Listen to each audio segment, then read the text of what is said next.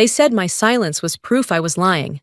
I let them believe it, my parents, the people who raised me to bow my head and never talk back. For years, I did exactly that. I swallowed their doubt, their shame, their careful distance whenever my name came up in church or over dinner. I thought if I stayed quiet long enough, truth would find its own way home. But truth doesn't walk itself home. It gets buried, rewritten, and sold off by those who need the lie more than the peace. The morning they sued me, I realized something broke for good. Not in them, in me. Whatever part of me still hoped they'd see who I really was, died right there under the buzz of courtroom lights. So no, I'm not waiting for anyone to speak for me anymore. They wanted a quiet daughter. They're about to learn what silence sounds like when it finally decides to answer back. The courtroom was cold enough to sting. The lights above hummed a steady, sterile note, a sound that made my heart beat slow until it matched the rhythm of the hum. Across the aisle, my parents sat with their lawyer, polished and composed, their posture rehearsed for sympathy. I sat alone at the defense table, hands folded so tightly my knuckles turned white. The gavel struck once, sharp as a rifle crack, and the sound seemed to settle inside my chest. I didn't look up. I didn't need to. I already knew the shape of their faces when they believed they were right. Their lawyer began speaking, voice smooth and confident, saying words I'd heard in whispers for months. Fraud, fabrication, stolen valor. He said there was no record, no file, no photograph, nothing proving I'd ever worn the uniform I claimed to. Every word landed like dust on a coffin. My thumb pressed hard into my palm until I felt skin break. The pain steadied me. Overhead, one of the fluorescent bulbs flickered, and for a breath it wasn't a courtroom anymore. It was sand and metal, and the weight of someone bleeding out beneath my hands. They said no one had ever seen me there. I almost laughed. They never did. They never looked. The judge called the case. Thomas and Ruth Simmons versus Elara Simmons. My name echoed through the room. Familiar, foreign, accused. It was still my name, printed bold on the charge sheet. They hadn't erased it yet. Outside, rain began to fall against the courthouse glass. By the time I stepped onto the bus home, the reflection staring back at me wasn't a soldier or a daughter, just someone waiting to disappear. Rain slid down the window of the bus, blurring the lights outside until they melted into one another. My reflection shifted with them, fading in and out of view. The sound of tires on wet asphalt carried me backward, to the day I left Charleston at 19. The air there always smelled like salt and sermons. My father's voice had followed me to the station that morning, steady as a judgment. A woman shouldn't touch blood. I've touched it every day since. The flash of memory burned into another scene. Him standing at the pulpit, his hand resting on the open Bible, preaching about honor and faith. My mother sat 2 pews back, eyes lowered, lips moving through a prayer. Her tears weren't mercy, they were fear of gossip. I learned early that in our house, reputation came before compassion. Back in the courtroom, the lawyer's voice cut through my thoughts. He was repeating the same phrase. There is no official record of service under the name Elara Simmons.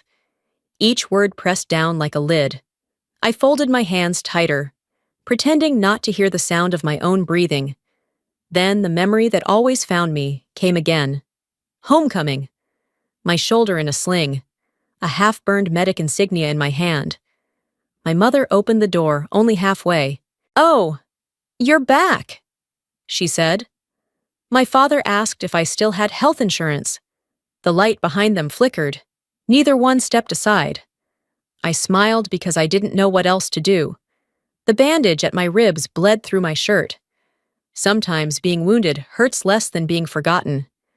The church bell in my mind turned into the hum of helicopter blades. In that rhythm, my mother's voice surfaced.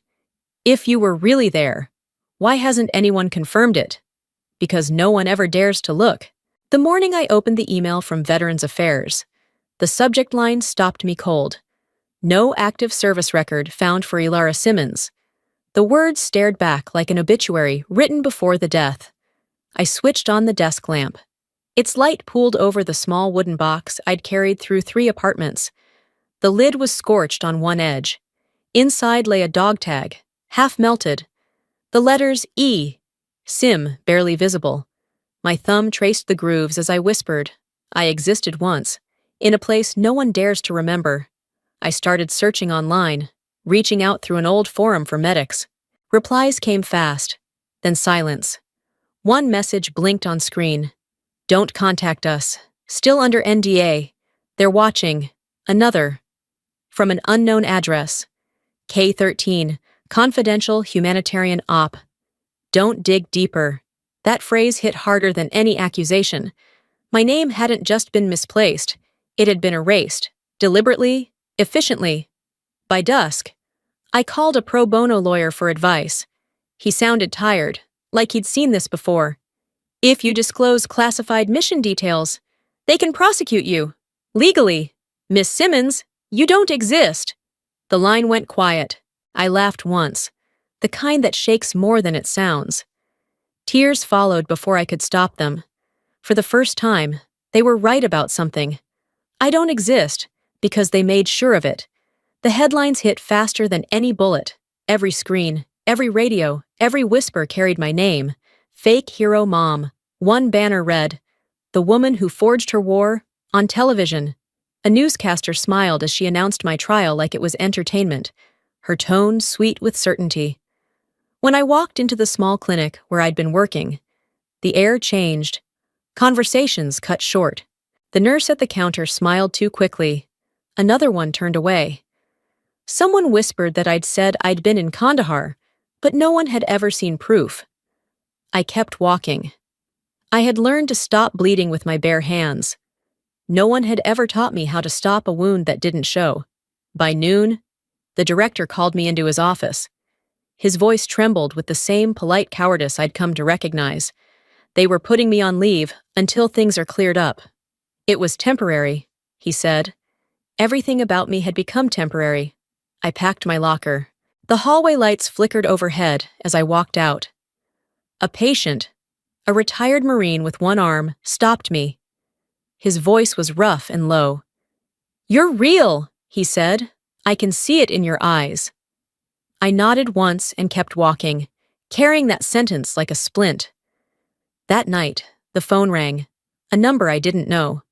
The voice on the other end was cracked and breathless. "You saved me at Panjwai. I'm alive because of you." My throat tightened. "Can you testify?" I asked. Silence stretched, then a sigh. "They erased everything. If I speak, I lose everything." The line went dead. The screen read, "Number unavailable." The quiet that followed was heavier than any explosion. The clock ticked, the faucet dripped, and somewhere in the distance, a helicopter passed, its blades slicing through memory. I turned the tag over in my hand. The burned metal caught the light. Faint letters spelling K13, humanitarian op. That's when I knew. My whole unit was gone from the records. Not lost. Deleted. The hum of the bulb grew louder, and for a moment the walls felt closer, the air thinner. I stared at my reflection in the window, half light, half shadow, and whispered to it, steady and certain. If they plan to bury me, they'll have to dig with me. Cut to black. The next morning, I turned on the news and saw my brother's face. Caleb stood on a stage, sleeves rolled up, voice sure and warm. "Truth and honor start at home," he said. Applause filled the air. The banner behind him read, "Caleb Simmons, candidate for Richmond City Council." Same last name, same blood. To him, I was just the stain he had to scrub away. At court. He appeared without warning, joining our parents at the plaintiff's table. His testimony was calm, measured, practiced. He told the court I'd always had episodes, that I'd spoken about secret missions no one could confirm, that I needed help, not hero worship. I didn't interrupt. I just looked at him until he finally met my eyes. The satisfaction there was small and sharp, like a paper cut you don't feel until later. When the judge asked if I wished to respond, I said, "No, I don't argue with blood." The words left my mouth quiet but final, heavy enough to silence the room. I felt the tag in my pocket. the metal edge biting through fabric until it drew blood. After court. A young reporter approached me, nervous but determined. He handed me a printed email from Caleb's campaign office. If the lawsuit succeeds, it read, "We can use the story to strengthen our anti-fraud platform." I read it twice. My chest felt hollow, but the hurt was gone, replaced by something colder. Outside, campaign posters flapped against lampposts, his smile beaming under the slogan, "Family Values First." The wind tore one loose and sent it skimming down the street. They didn't need me to be guilty. They just needed me gone. And for the first time, I understood exactly how far they were willing to go to keep their world spotless. By the fourth day of the trial, the courtroom had turned into a theater. The air was sharp with perfume and tension, and the click of camera shutters never stopped. My parents sat in the front row, my father's posture holy, my mother's grief rehearsed. Behind them, reporters filled every seat, their pens ready to carve their version of truth before it even arrived. The plaintiff's lawyer rose, voice confident, too smooth for a man so certain. He told the court there was no proof I had ever served, no photographs, no commanding officers, no records in any database. The words struck with the weight of certainty. Across the room, the judge, Lydia Reyes, watched quietly, her face unreadable under the sterile light. I didn't move. Inside, my thoughts were louder than his accusations. Sometimes the truest things are the ones you're forbidden to say. Then something shifted. As the lawyer pressed harder, Reyes's eyes caught mine. For a split second, her composure faltered, a faint tremor passing through her expression. And in that flicker, memory broke through. Smoke, sand, a woman bleeding out under a collapsing wall, my hands pressing on her wound, the sting of burning metal, her face ghost white before she went still. The image vanished before I could breathe it in. During recess, Reyes called me into her chambers. The light there was warmer, the silence heavier. She stood behind her desk, searching for words. Then softly, she asked if I remembered the name of the last soldier I'd saved. I said it. Malik Hassan. The name hung between us, a fragile bridge. She went still, her jaw tightening. Then she whispered, almost to herself, that she'd been there, that I had pulled her from a burning vehicle. The world shrank to the sound of my own pulse. I wanted to speak, to ask why she hadn't said anything sooner, but nothing came out. She looked at me, eyes glassy. "We both carried scars," she said, but mine had saved her life. When court resumed, the lawyer tried again, smirking. "If I had truly served," he said, "surely someone would have seen me." The gavel struck once, harder than before. Rhea's voice broke the air. "I have. I'm that someone. She saved me." Her hand trembled slightly as she rolled up her sleeve, showing a scar that cut clean across her shoulder. The room went still, frozen in 5 seconds of disbelief. My parents stared as if watching their world collapse. Caleb lowered his head, sweat running down his temple. The reporters didn't write. They just stared. Sometimes justice doesn't need paper. It just needs someone willing to remember. Reyes ended the session with 6 words that silenced everything. "She's not lying. I am the proof." I felt the blood dry on my palms as my fingers uncurled. The cold blue light softened to gold, and for the first time in 15 years, I could breathe again. Night fell over Washington, and somewhere inside the Pentagon, a printer hummed to life. A sheet slid out, K-13, Confidential Humanitarian Operation, declassified. The ink was still warm when a clerk stamped it with the seal of the Department of Defense. The next morning, the courtroom glowed brighter than it ever had. I walked in with nothing in my hands. On the bench lay a thick stack of papers bound with a red ribbon. The label read simply, "Declassified. 15 years erased, undone by one drop of ink." I stood there wondering if they were seeing me, or just the paperwork that proved I'd once been real. The judge read the findings aloud. Elara Simmons, Field Medic, Joint Task Force 19, awarded Bronze Star for medical valor. The words rang through the room like a bell. No applause, no cheers, only the soft sound of paper turning. My father rose halfway, his face pale. His hand trembled as if to reach for me, but stopped midway. My mother's whisper barely carried, "You were really there," before her body went limp. She collapsed into the pew as someone rushed to help her. Flashes from cameras strobed like lightning. My lawyer leaned close, asking if I wanted to make a statement. I shook my head. Justice doesn't need applause. Outside, the wind was steady. As I stepped down the courthouse steps, a man stood waiting, a veteran, his hair gray, his salute sharp and silent. One by one, others followed, forming a quiet line. No words, no headlines, just respect. The crowd hushed. I looked around and saw no enemies, no victory, just the quiet weight of truth standing on its own feet. The air smelled of rain and metal. They finally gave me back my name, but it felt lighter than I remembered. I walked away from the cameras, into the sound of the wind, and let the silence finish what justice had started. The courthouse steps shimmered under the glare of cameras. Reporters shouted questions that tangled in the wind, their microphones thrust forward like weapons, behind the glass doors. I could still hear the echo of the gavel, the last sound before silence claimed the room. Judge Reyes had read the verdict in a voice steady as stone. Thomas and Ruth Simmons versus Elara Simmons, dismissed in full. The defendant is exonerated. Then everything stopped. No clapping, no cheers. Only the whisper of papers sliding off a table. I closed my eyes and let out the breath I'd been holding for 15 years.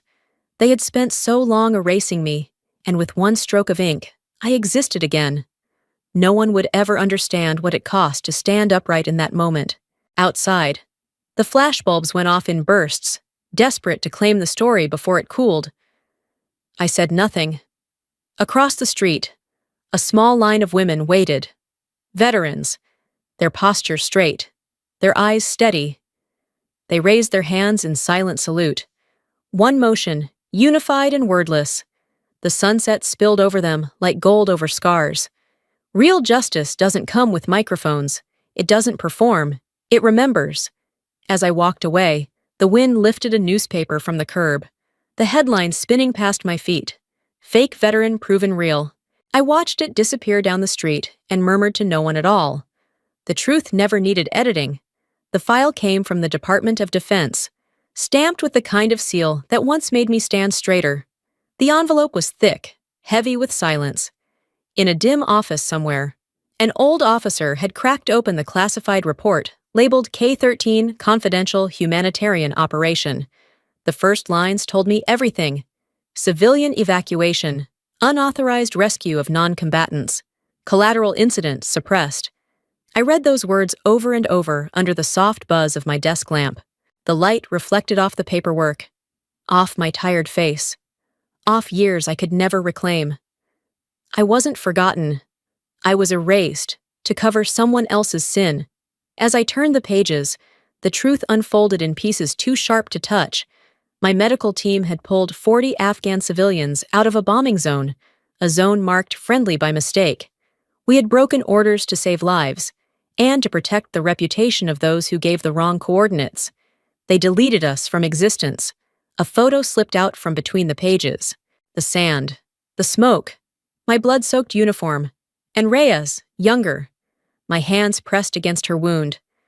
The moment that should have ended, both our lives became the secret they buried instead. Later that night, a small envelope arrived in different handwriting. Inside was a single page. Reyes's letter. Some truths don't belong to headlines, but I've kept this photo for 15 years. On the back of the picture, in faded ink. Some truths don't belong to headlines. For the first time, the tears came, not from pain, but from being seen. I set the photo down beside the open file, the lamp's circle of light trembling across both. The glow made the edges of the image burn gold, like something resurrected. I turned off the light. Darkness filled the room, except for a thin square of yellow spilling through the crack of the window. The truth lives only through memory, and memory survives through those who refuse to leave it behind. 3 years later, the world had grown quiet again. The mountains of Asheville framed the sky, and the mornings carried the sound of wind through pine and the low hum of birds. In a small cabin near the tree line, I sat with a circle of young veterans, teaching them how to breathe through the noise that never really leaves. We don't have to forget to move on. I told them, we just have to remember that we're still here. A young woman named Liv, barely 27, spoke softly. Her family thought she made up the attack in Helmand, said she just wanted attention. I looked at her, saw the same shadow I once carried, and smiled. They don't have to believe you, I said. Just don't forget yourself. That evening, the sunset poured through my window. The light brushed across the photo of me and Reyes, the one she'd kept for 15 years. I touched its edge and set it beside the half-burned dog tag. The day they tried to erase me was the day I began to carve my name back, not in ink, but in existence.